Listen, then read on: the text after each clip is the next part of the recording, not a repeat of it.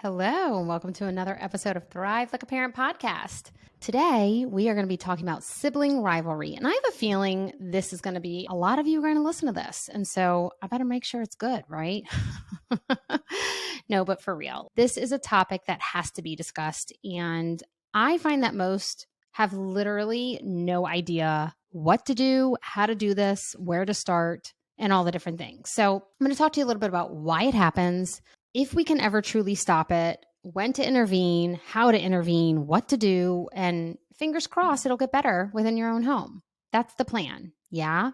Sibling rivalry usually happens because there's either something they want that the other has, or someone wants to basically invoke their power or maybe ego, or want to feel bigger or brighter or smarter or better or this or that, or maybe they want more connection with you, or maybe they're struggling a little bit more, so they act out more. Like, there's so many different ways, right? Or reasons. But at the end of the day, I don't find that it really matters much why. But like, Brooke, I don't give two shits. Like, can we just like nip this in the bud? Because it's driving me up the wall. And that's the whole purpose of why we're even talking about this, right? Like, I have a feeling that this will be a hot topic because you don't want to listen to it anymore, right? Like, it's more nagging, it's more whining, it's more arguing, it's more like frustration on your end. And that is why it is such a hot topic, because it affects your own life, and not in a positive way, right? So what most parents don't realize is that, please don't give me a lot of hate for this, but raising children is like training a dog, okay? And I don't mean that in like a derogatory way of children. It's not that. It's just, right, consistency, structure, stability, control, consistency, like all of that is so important within a child's life. And when I tell you over and over, like, if you're going to show up to the party, do it. If not, screw it. Yeah. Like, I need you to be consistent because the brain thrives on that consistency. So understanding our children in terms of, let me give you an example of some puppies now, right? Like, that is why I'm saying that children are basically, it's like training a dog. Okay. The consistency side of it. So think of it this way. When you go to a dog park, you release them into the dog park, they're off their leash, and those dogs are having a blast. But that's not without some bark, some nip, some jump on top of each other, some smell each other, some run in circles around each other, some are like, leave me the effing alone. They're finding their space in this world. They're finding who's the alpha, who's this, who's that. I got to tell you, I don't know if you've ever seen in my videos any of my pups, but I've got two. They're literally sitting behind me right this minute, and they're geriatric. So Cooper, my younger one, he pees all over the place, even if I let him out. It's a chronic issue at this point. And no, I'm not doing doggy diapers. He's not that bad, but like, Cooper lays in his, like, I'm looking at him right now. Cooper lays, I bought him a little cat bed because he loves circular beds. I bought him one of those, and he literally lays in it and he sleeps all day long. I'm like, tough life, huh? Like, tough life. He's a tiny itty bitty dog, and he's the cutest thing ever. Cooper came first, but he's 8 pounds. Okay. Jacques. Okay. We call him Giacomo.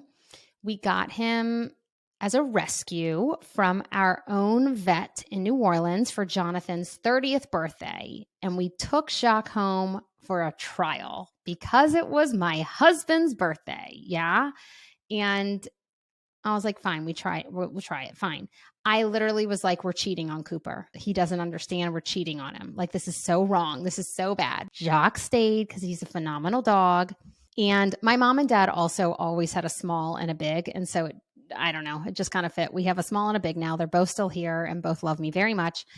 But like I said, Cooper was first, and he is the itty bitty one.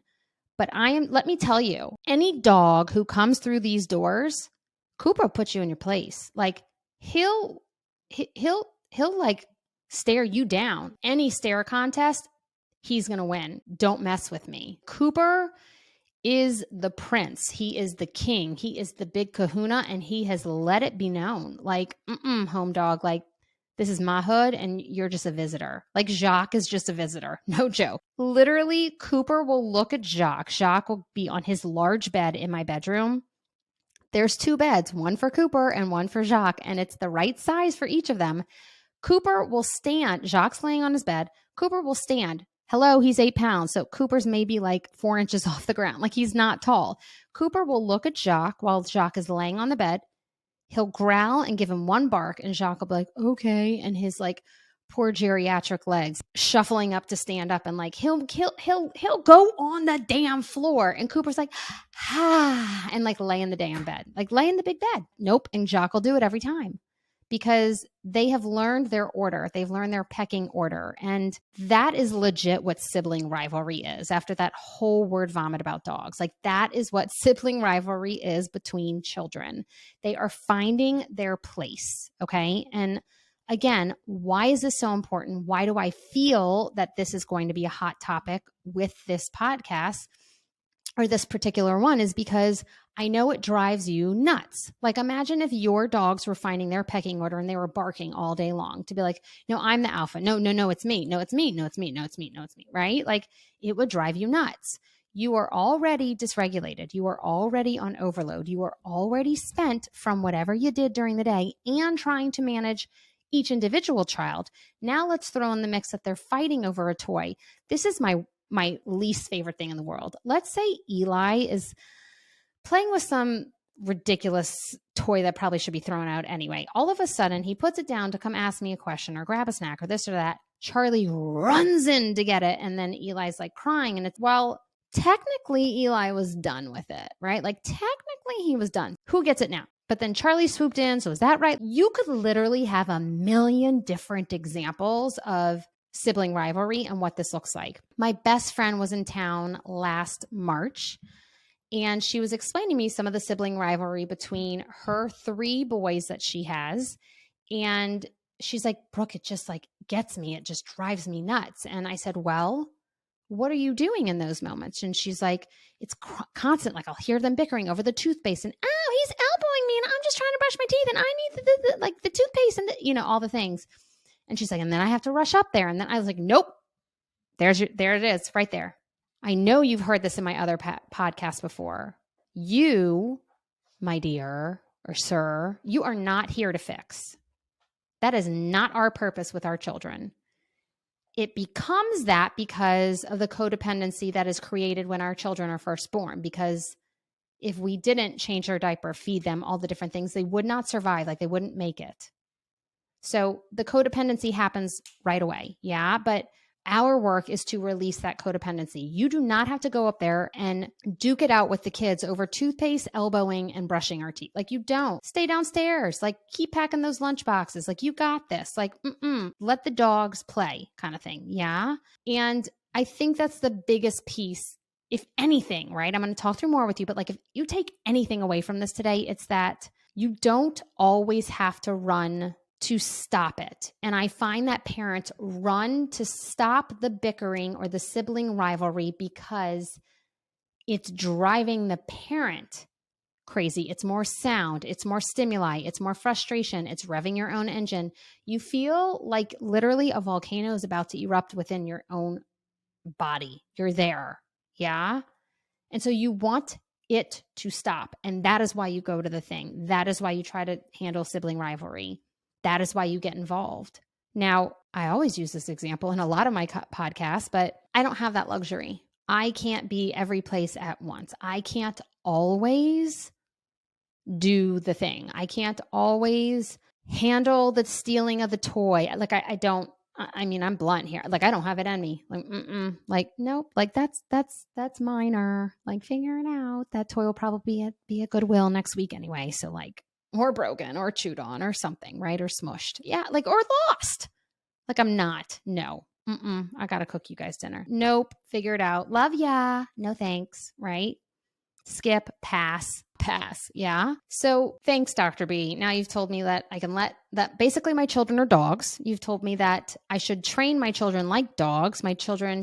I should parent my children like dogs. They need to find a pecking order, and I need to say F you to any of the sibling rivalry and never answer to it or support it or help it, or now I'm fixing it, and so I'll just never do anything. Well, not so much. When do we intervene? Like, when do we intervene and what does that look like? Number one tip is intervene when things get physical. That is like a home dog. No. Name calling, like bad name calling. Nope, we're going to intervene. Maybe there's tears. Maybe that's when we intervene. You can make that list too of like, when do I intervene and when do I not? The toothpaste debacle with the elbowing of I don't have enough room for the sink. That's just some, elbow snuggles. Like, I don't really know what to tell you on that one. Skip, pass. Yeah. Another piece of advice. If you got boys, they're going to do all kinds of craziness in that bathroom. Just stay out of there. I don't go in my kid's bathroom. I have very much decided that bathroom is off limits for me. And whatever it looks like at the age of 18, I will finish it and redo it, or I will get a new toilet or whatever. But until then, like, peace out. Like, nope. No. That's just a side note. Anyway, so when do we intervene, right? When they are very much struggling, when they're being physical, when there's tears, and I'm talking big tears, like there's something that's truly, truly happened. Like you hear a smack and a cry, like something like that. Yeah. If the elbow dancing with the toothpaste and the toothbrush is getting them and they're whining, right? Or they're having emotions about it. It doesn't mean that you need to go fix it. Yeah. So when you do decide to go step in and support your littles through some sibling rivalry, how should that look?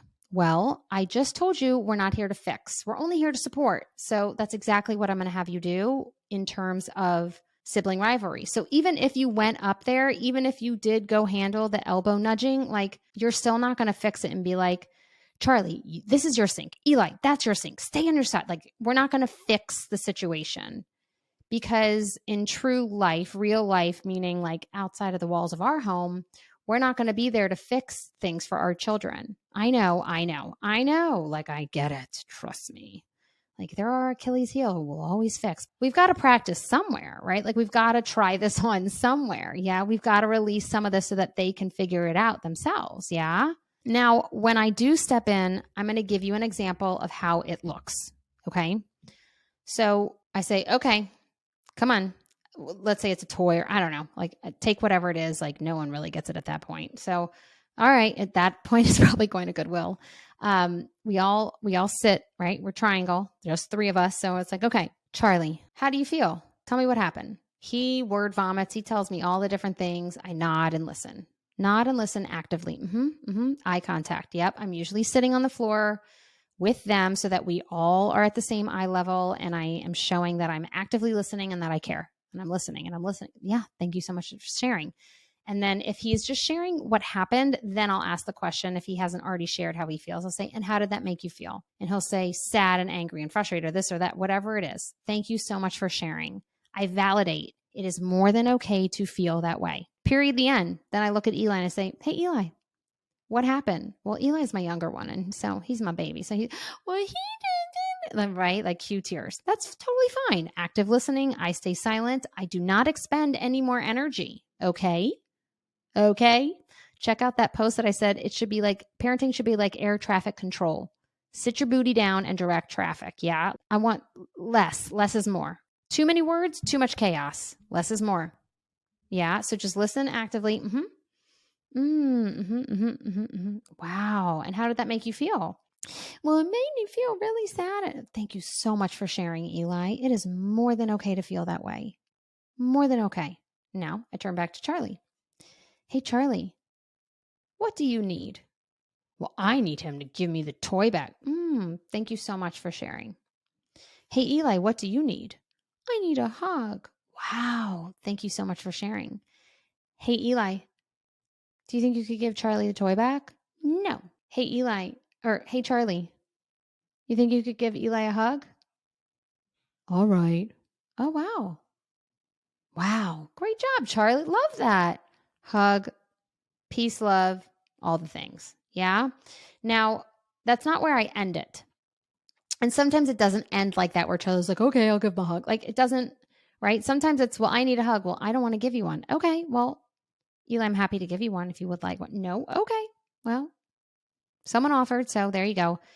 And I'm not really fixing it. I'm just kind of letting them air it out, like air out word vomit and dirty laundry, if you will, of just like however they feel, right? I'm sure you've heard, even if you've ever been to therapy for yourself, like your story matters in terms of how you perceived what happened.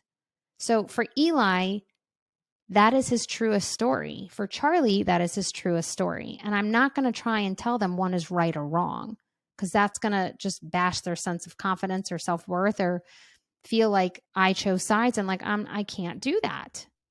It'll cost more, right? So after they share all of that, I look at them both and I say, hey guys, look around you. Who do you see? And they'll say, because we've done this many times, they'll say, just the three of us. I said, I say, it's just the three of us. So we have to be a team. We have to be a strong team, love each other, and figure this out and do it together. Because the three of us are the most important people to each other in the entire world. And they're like, okay, mommy. And so that's just some reminders of we're a pact, we're a unit. We've got this, and we can have hard moments, but we love each other and we're here for all of it. Yeah. And that kind of concludes it. We give hugs and we move on. And if you can see, I never said, Eli, give Charlie the toy back. Charlie, give Eli a hug. Like I didn't do that. I didn't say enough, like no more. Like I didn't do any of that. I just basically held space. And I was like, okay, thank you for sharing. Thank you for sharing. Thank you for sharing. Right? Listen to the questions that I gave you as examples. Write those down. Listen to this again if you need to, but like let them word vomit. How did that make you feel? Thank you for sharing. Like listen to all of that again. That's good, juicy stuff. Yeah. But I didn't fix it. I did not fix it. Now, if there is physical harm done and there needs to be a conversation individually with one of them, I'm going to have it. Yeah. If there needs to even be a natural consequence based on what is going on, I may have to do that. If it's physical or if it's something that's been going on and on and on, like all the different circumstances. But you can try to have just an open dialogue about what happened. Let everyone feel seen and heard, and just simply move on and not have a conclusion or fix it. Yeah. I'll give you another example. I got the kids these little electric dirt bikes for Hanukkah. One of them was messed up. I don't know. Like I didn't put their names on them, but they're the same color and the same size and everything. And so they were arguing, well, that one's mine, but this one's, and I was like, okay, all right. And I let them share. We talked about it through. And I just said, until you guys work this out, I don't want to talk about the dirt bikes anymore. I've heard about them. I've heard it. Thank you for sharing, but you guys need to figure this out. Cause they wanted me to like pick whose was whose. And like one of them had a little like rip in the handlebar. And I was like, like y'all talk this through, like figure it out. Let me know. And until then, they weren't allowed to use their dirt bikes. So they were forced to figure it out, the two of them, and come together. Now, another rule in my house, and I know that this may be different for different families, pending how old your siblings are apart from each other, your kiddos, as well as boy versus girl or twin situation, or a lot older versus younger. But for me, my children, like there's no option. They have to be friends. They have to be best friends. Like there's no option here. We're three standing. Like that's it. We've only got three left. So like there is no option. You have to love each other, and you have to be best friends, and you need to recognize that you're going to need each other one day because mom won't always be here. So I know that some families, and I do this separate too, like my kids have play dates on their own with their individual age group, but I have always tried to have them play together as much as possible and know that they have to respect each other and that they have to play together. I love you, Lauren. My sister, it was regular sibling rivalry stuff. I was the younger kid who annoyed her because I wanted to play with her cool friends and her, because Lauren was cool and older. And she was like, no, like, I don't want to play with you. And I would feel so sad. And I literally asked my mom this the other week. I was like, how did you handle that? What happened? And my mom was like, I don't really remember. And I was like, I know, me neither. But I do remember feeling left out a lot. And my mom can literally pinpoint, no joke, she can pinpoint when something like shifted in my sister And all of a sudden we became best friends. And like from then on, like we were cool. It was fine. It was on my parents. Lauren and I were very fortunate. My parents decided to, as a couple, they said instead of saving to one day travel, just the two of them, they decided that they wanted to do their traveling with my sister and I so that we could do it as a family. And hands down, it was the best times and the best memories within my entire childhood of traveling with my parents. And I was the youngest. I'm sure you already know that I'm goofy and performative and all the different things. And so I was like the comic relief. Like we would get hangry trying to find a restaurant, and my dad would be wanting to see, well, just one more block. Let's go see what else there's. And we're like, I don't care if we eat breadsticks. Like we're starving. Like we can't speak English. We don't understand what the menu has. Like it's all a game. Like it's all, we don't know what we're getting anyway. Like let's just eat. Like we don't care. And I would come in with the dancing and the goofiness. And when we were in Thailand, my features looked so incredibly different because I had lighter hair, and it's gotten darker as I've gotten older, but I had lighter eyes, and my mom, dad, and sister all have darker hair, darker eyes.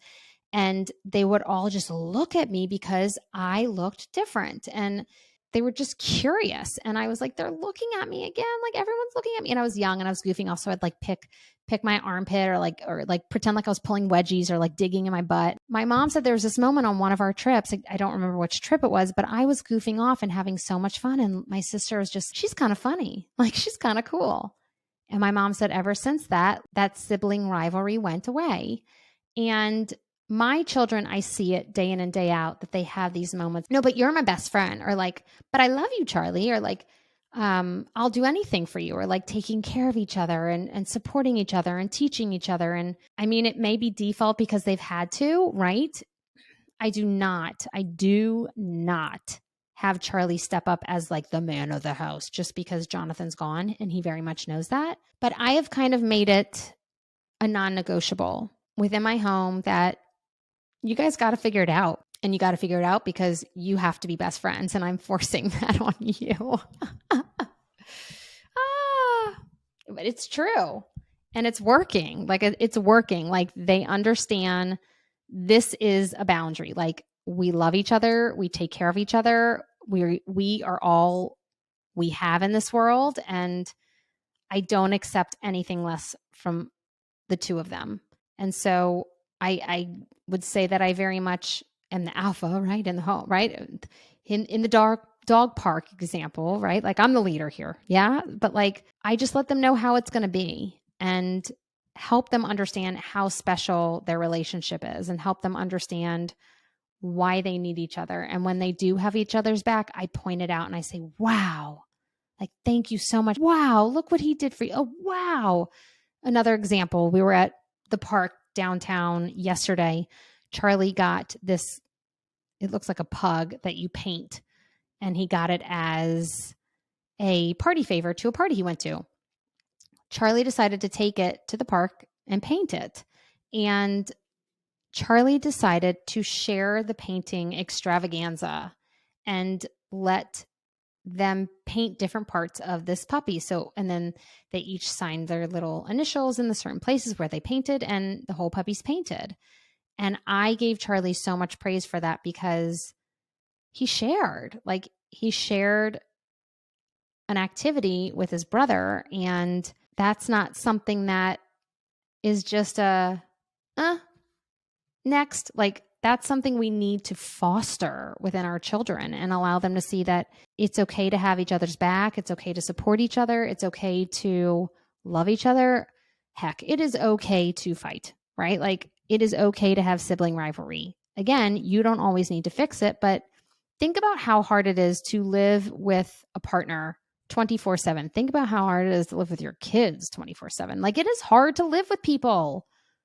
Okay. Like sometimes we want our space. And so they're bound to argue and have disagreements, right? My kiddos did have a play date the other day where they went to their respective friends from their class. And when we came back together, all three of us, like it was a beautiful coming back together because we had some space from each other and they were doing their own thing and they were happy as can be. And then when they came back together, they shared all that happened. Yeah. So The biggest piece that I want to give you to take away with, today is decide when to intervene and when not to. And it doesn't have to be every time. And when you are getting triggered by their sibling rivalry, ask yourself, how do I feel right now? And decide in that moment, is this something I want to take on? Or am I going to let this ride and see what happens? See if they can figure it out. Give them 10 seconds. Yeah. Like give them a minute. Like give them 2. If it turns into a boxing match, like you got this, like head on in, right?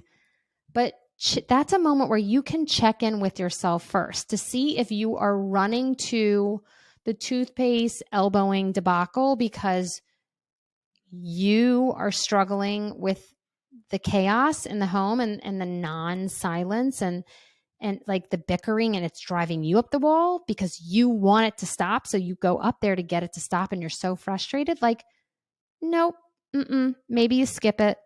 Maybe you give it a few more minutes to see if it kind of like pans itself out.